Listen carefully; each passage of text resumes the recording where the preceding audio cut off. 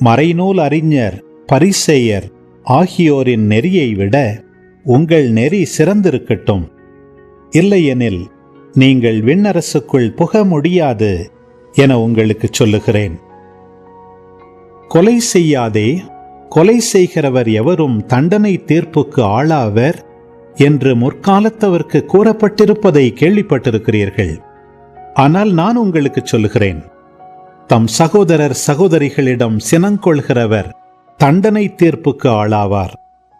தம் சகோதரரையோ சகோதரியையோ முட்டாளே என்பவர் தலைமைச் சங்க தீர்ப்புக்கு ஆளாவார்.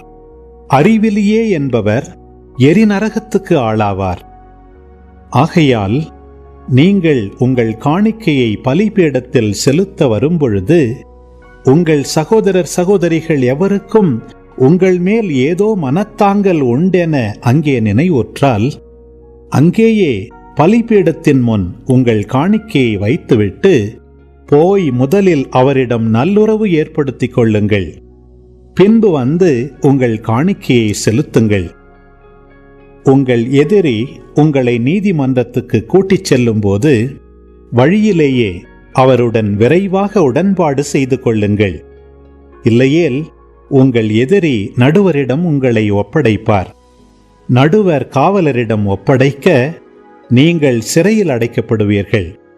கடைசி காசு வரை திருப்பிச் செலுத்தாமல் அங்கிருந்து வெளியேற மாட்டீர்கள் என உறுதியாக உங்களுக்கு சொல்லுகிறேன்.